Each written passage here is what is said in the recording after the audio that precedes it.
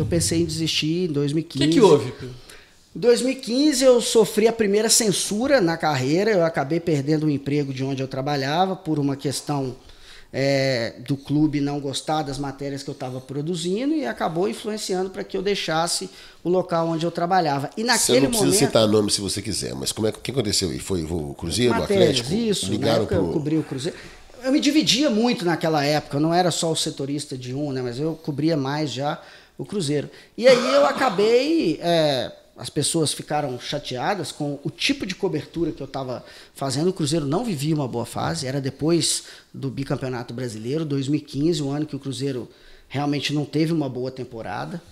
E aí, num determinado momento, eu acabei sendo demitido por influências de bastidores.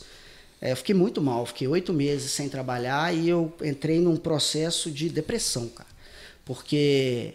eu não conseguia assistir televisão, eu não conseguia ver a internet, eu não conseguia encontrar os meus amigos jornalistas. Quando eu via alguém na rua, eu virava para o outro lado ou entrava em algum lugar, eu me escondia. Até um dia que eu estava sentado num bar com os meus amigos da vida mesmo, e aí apareceram lá Diogo Ramalho, Luciano Dias, Diego Bertozzi e o Rodrigão, da Globo. O Rodrigo Franco. Era um bar ali na região do Nova Suíça, na verdade Grajaú, e aí não teve jeito. Frequentado. Não, muito bem frequentado. E aí não teve jeito, cara. E eles conversando do dia a dia, do que tinha acontecido e tal, e aquilo me sufocando, mas eu lá conversando com eles, até o momento eu falei assim, galera, eu preciso ir embora, e fui embora. Fui embora pra casa chateado. Você estava fazendo Uber? Eu vou chegar lá. E aí, cara, até nessa época eu não estava fazendo nada, até um dia que eu precisava de grana. Não queria pegar grana com familiar, essas coisas todas, e eu falei, e um amigo meu falou assim, por que você não tenta o Uber e tal, acho que vai ser legal, você vai conhecer pessoas diferentes, você vai se encaminhar e por enquanto você vai dar o tempo que você precisa para entender o que você vai fazer. Eu pensei, será que eu vou fazer isso? Vou. Aí entrei no Uber, fiquei tipo 6 semanas. O carro vermelho que você tinha? Eu tinha um Bravo vermelho, é isso.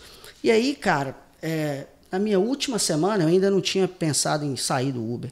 Eu peguei um passageiro que me reconheceu. E ele falou, cara, o que você está fazendo aqui? Isso não é para você e tudo. Você é um baita jornalista. Respeito muito os trabalhadores de táxi e motorista de aplicativo.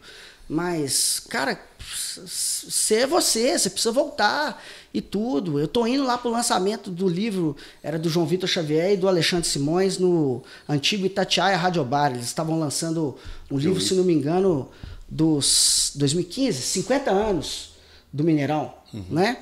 E aí, aí ele, vamos lá, você tem que entrar, Aí eu falei, não posso, cara, preciso continuar aqui, não bati minha meta, não vou não, agradeço muito e tal, não vou. E aí o cara falou assim, tudo bem e tal, mas boa sorte pra você e tudo. Ele saiu do carro, eu desliguei o celular, eu desliguei mesmo o celular e fui embora pra casa, do Sion até minha casa chorando. Porque eu fiquei me questionando, o que eu tô fazendo da minha vida, cara, o que eu vou fazer? Eu não encontrava com ninguém, de verdade, eu evitava todo mundo, porque eu não sabia se eu queria. E aí, a partir desse dia, falei assim, não, eu preciso retomar e fazer o que eu amo, o que eu gosto, não tem como eu me esconder mais. Aconteceu o que aconteceu de ruim comigo, ok, mas bola pra frente. E aí, apareceram outros 2 caras que eu agradeço, assim, pro resto da vida, que foi o Henrique André e o Alexandre Simões. O Henrique já trabalhou comigo em quase todos os lugares onde eu trabalhei.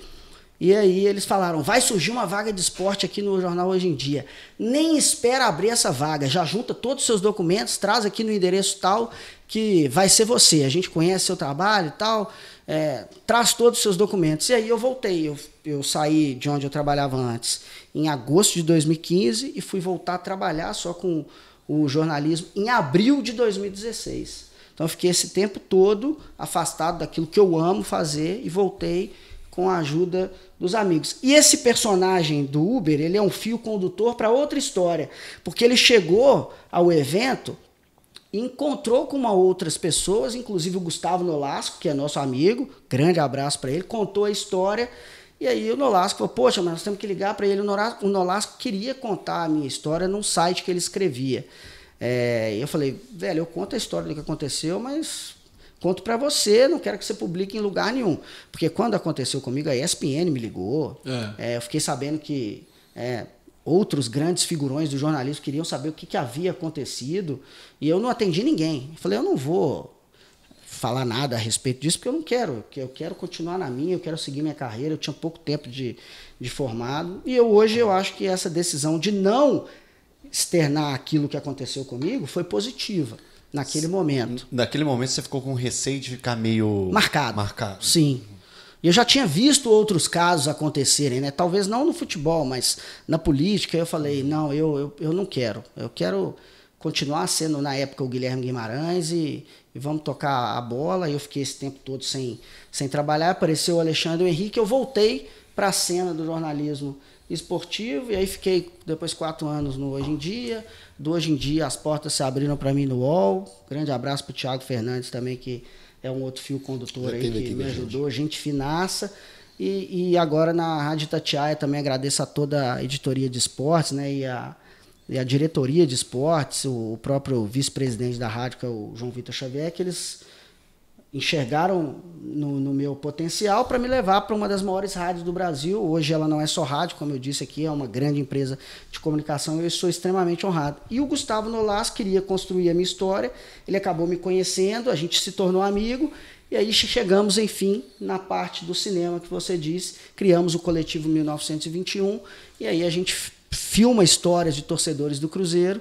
O que tem acontecido muito agora desses documentários, a gente começou a fazer lá em 2017, né, de 17 para 18. Nós ganhamos uma menção honrosa com o filme Eterno, um capítulo incontestável, que conta a história de 97, o maior público do Mineirão. Eu encontrei no YouTube vídeos caseiros de uma família naquele jogo. E aí eu, pelo YouTube mesmo, comecei a fuçar e achei lá um link de uma seguradora, liguei para a seguradora, pelo vídeo falava o nome das pessoas, eu fui falando, vocês conhecem alguém tal? Você conhece alguém tal? Você conhece o Marcelo? Ah, sim, o Marcelo sou eu. Ah, Marcelo, você que fez um vídeo no YouTube e tal. Por quê? Enfim, deu merda. Ele ficou achando, eu falei assim, não, sou eu mesmo e tal. Eu falei assim, não, eu sou Guilherme, sou jornalista, faço parte do Coletivo 1921, a gente conta histórias de cruzeirense e tal, a gente queria fazer uma entrevista com você e tal, para fazer um documentário. Ele não acreditou. Aí ele foi, desligou, falou assim, você pode me ligar no final do dia, que eu te respondo, agora eu estou trabalhando. Aí depois ele me contou que ele pediu para eu ligar no final do dia, que ele começou a pesquisar se eu existia, se existia o coletivo. Aí ele viu que existia, aí ele me confidenciou, falou, eu fiz isso porque eu não sabia se era verdade ou não, e o filme foi muito legal. Bom mineiro, Marcelo. Tá certo ele. E aí o filme acabou saindo, a gente abriu as portas, né? O filme é muito legal. Eterno, capítulo incontestável, foi o primeiro. E depois uma história super legal, que é o Azul Escuro, que conta a história do seu Lúcio, que mora numa cidadezinha a cerca de 200 quilômetros de Manaus, chama Novo Airão. Ele comprou uma antena parabólica para escutar Itatiaia, porque ele não consegue viver sem o Cruzeiro. E todo jogo do Cruzeiro, ele anota quanto que ficou o jogo, quem jogou, quem saiu. E ele é cego. Ele usa um computador adaptado, um computador todo preparado, e ele toca teclado também, tudo. E aí a gente viu essa história também na internet, porque um cruzeirense foi passar as férias na Amazônia, e aí ele reservou um hostel, o hostel que ele reservou não era legal, e aí indicaram para ele um outro hostel. Quando ele chegou lá, no hall do hostel tinha um quadro iluminado do Cruzeiro. Ele falou, eu estou a mais de 3.000 quilômetros de casa e tem o escudo do Cruzeiro brilhando para mim. Era aqui que eu tinha que estar. E ele contou essa história. A gente fez um financiamento coletivo e aí nós angariamos mais de 30 mil reais, inclusive com a ajuda de gente que a gente nem imaginava. Juntamos essa grana, fomos para Manaus, fiquei quase 10 dias lá.